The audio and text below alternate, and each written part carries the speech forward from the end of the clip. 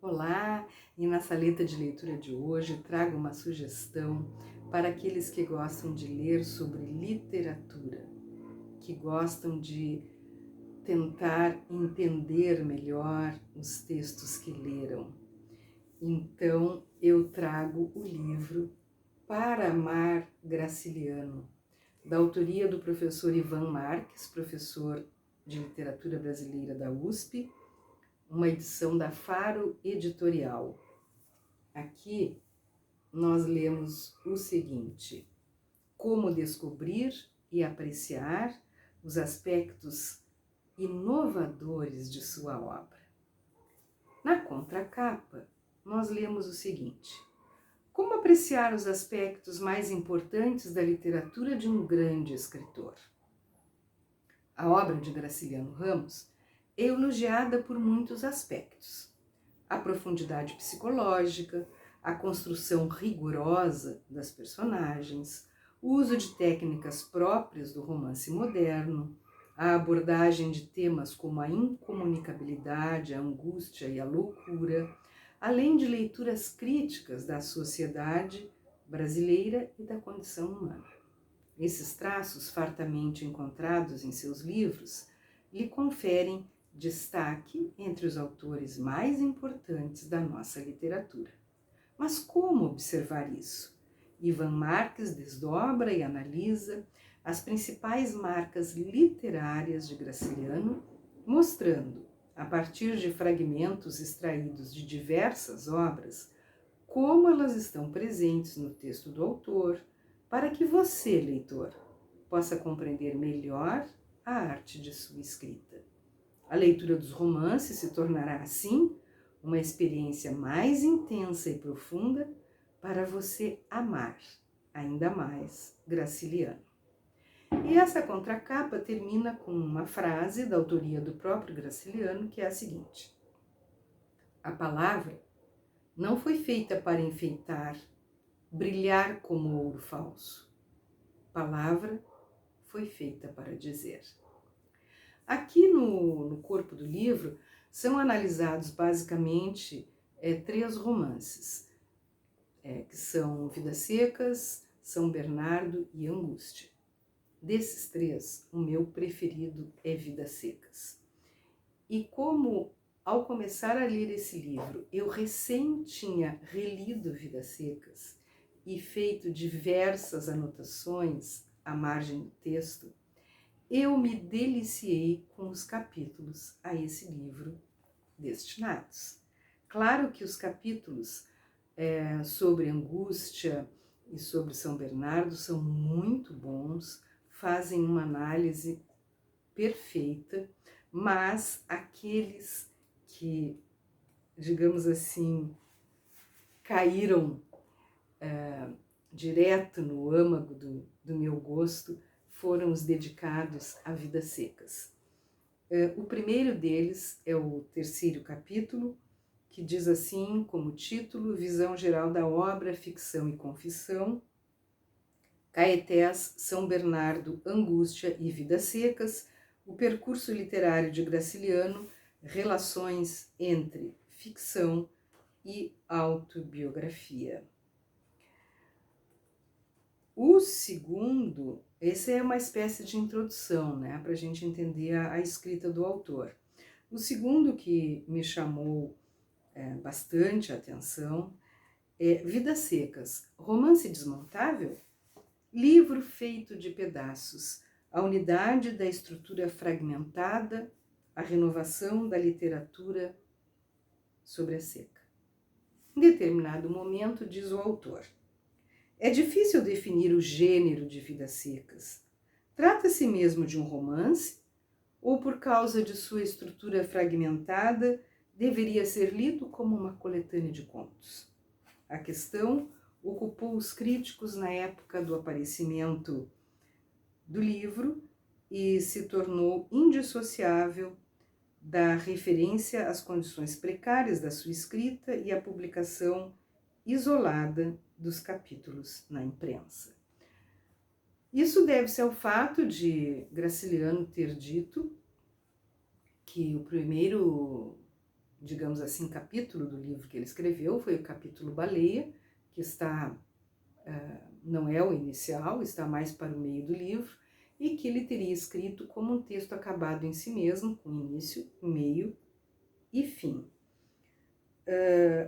E ele diz assim: Baleia foi a primeira história a ser escrita em 4 de maio de 1937. Em 18 de junho foi a vez de Sinhá Vitória. No mesmo mês, ele escreveu Cadeia e o Menino Mais Novo. Só então é que lhe teria ocorrido a ideia de juntar as 5 personagens numa novela miúda, um casal, 2 crianças e uma cachorra, todos brutos. Entre julho e outubro, produziu os capítulos restantes numa sequência distinta de sua ordenação ulterior. Inicialmente, o livro se chamaria O Mundo Coberto de Penas, título de um dos capítulos finais. Pensando assim, parece que, na verdade, o Graciliano escreveu uma série de contos, reuniu todos e, enfim, publicou como um livro e que, portanto, não teria nada de mais pensado sobre a sua estrutura, sobre a narrativa em si. Mas não é bem isso que acontece. Graciliano, a gente sabe, escreveu esse livro em péssimas condições. Ele recém havia sido libertado da prisão e estava tentando se estabelecer no Rio de Janeiro. E lá, então, ele morou num pequeno quarto de pensão na rua Correia Dutra, no Catete. E as histórias foram compostas nesse espaço apertado que ele dividia com a mulher e mais 2 crianças. E trabalhava de preferência de madrugada, numa mesa bamba que tinha uma perna escorada num dicionário. Também morava na mesma pensão o nosso grande cronista, Rubem Braga. E, segundo o cronista, a intenção era mesmo escrever um romance, mas a conta da pensão não podia esperar um romance, por isso ele foi vendido à prestação e cada capítulo ficou sendo um conto. Em suma, segundo Rubem Braga, a necessidade financeira teria determinado a estrutura do romance e ele diz o seguinte: quase tão pobre como Fabiano, o autor fez assim uma nova técnica do romance no Brasil, o romance desmontável. No entanto, há críticos que não concordam muito com essa ideia e que associam a estrutura fragmentada da obra à solidão, à alienação e à incomunicabilidade. Antônio Cândido, nosso grande crítico literário, diz que a vida para os retirantes é mesmo uma sequência de quadros, entre os quais não se percebe nenhuma unidade, estando aí situada a razão profunda da estrutura desmontável. Portanto, o que parecia aleatório constituía, na verdade, uma estrutura, cujo arranjo deveria ser levado em conta na interpretação do livro. Se os contos nasceram originariamente como capítulos de uma obra maior, e não o contrário, conforme o depoimento de Rubem Braga, o autor, com efeito, numa das publicações avulsa de Cadeia, chamou não de conto, mas de pedaço de romance, provavelmente a concepção da estrutura desmontável já existia desde o início. Sendo qual for a posição que se tome, uma coisa se conserva a despeito dessa descontinuidade, que é a estrutura circular do romance. Ele começa e termina com a fuga dos retirantes. E esse dado nos traz a impossibilidade de eles se libertarem no círculo no qual estão presos.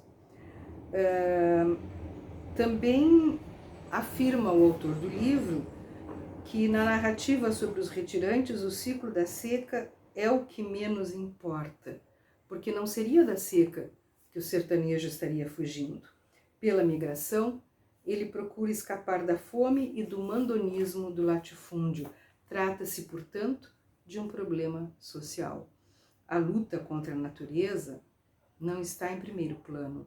A seca propriamente dita, só aparece no primeiro e no último capítulos. Como enfatizou Luiz Bueno, as vidas são secas, não a terra. O outro capítulo sobre vidas secas que gostei muito é o capítulo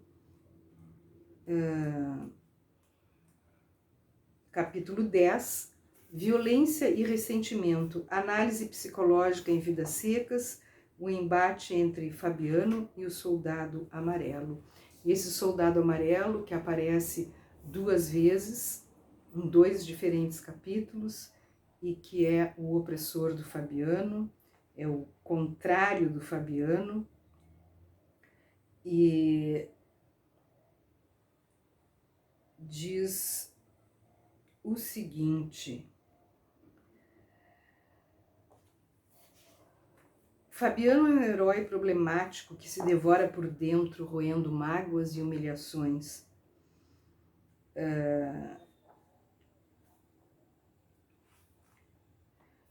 No capítulo em que Fabiano se defronta com o Soldado Amarelo, representante do governo, nós temos uma relação importante entre o tema do ressentimento e a própria mensagem política do livro.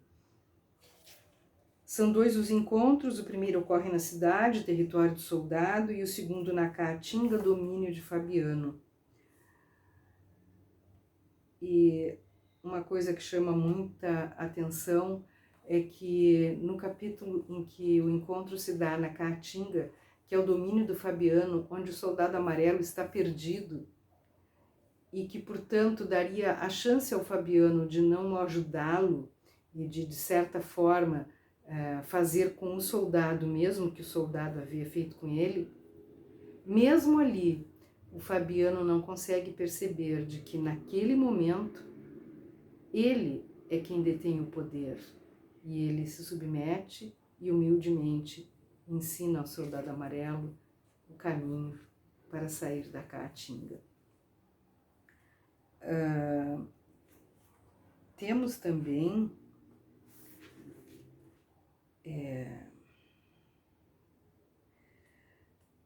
o último capítulo do livro, intitulado, já vou achar aqui,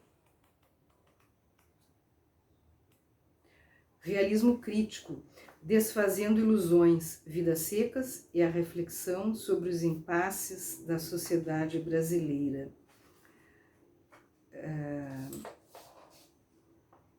Onde ele diz que não dá pra gente, embora o final tenha ficado em aberto, será que eles vão conseguir chegar, né, onde eles querem, sair daquela vida?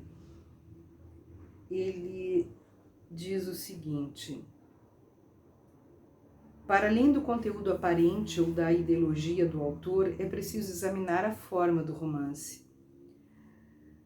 A estrutura circular e fechada bloqueia as saídas, impede a evolução do drama, sugerindo uma eterna repetição, e o recorrente futuro do pretérito é uma forma verbal ambígua, ação imaginada em um futuro incerto, que pode acontecer ou não.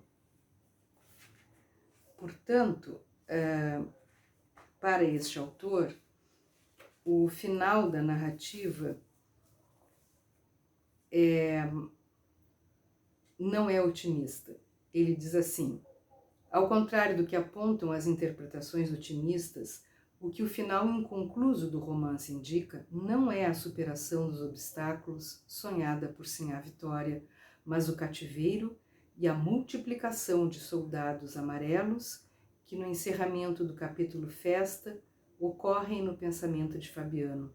Ainda que chegassem à terra civilizada, ficariam presos nela. Vidas Secas, com seus personagens que repetem os mesmos passos, aponta o imobilismo da sociedade brasileira que não avança, que sempre dá voltas no mesmo ponto, como os animais que circulam em torno do moinho ou da bolandeira.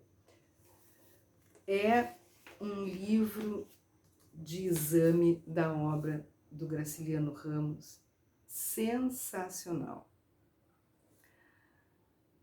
Depois de ler este livro, é momento de ir ao encontro das obras do Graciliano para lê-las pela primeira vez ou até para relê-las. Ou então, ler o seu livro e, ao mesmo tempo, ler os capítulos que a eles se referem. O ganho de compreensão da obra é fantástico. Então, para aqueles que gostam de ler sobre literatura, que querem entender melhor as obras, saber como é que a gente pensa sobre as obras, este livro é um livro que não pode ser deixado de lado. Portanto, a sugestão de hoje é Para Amar Graciliano. Se você gostou da sugestão, deixe o seu like, porque são os seus likes que fazem com que essas sugestões e com que esses vídeos cheguem a mais pessoas. E não perca tempo em ir atrás de Graciliano. Você vai amar. Boa leitura.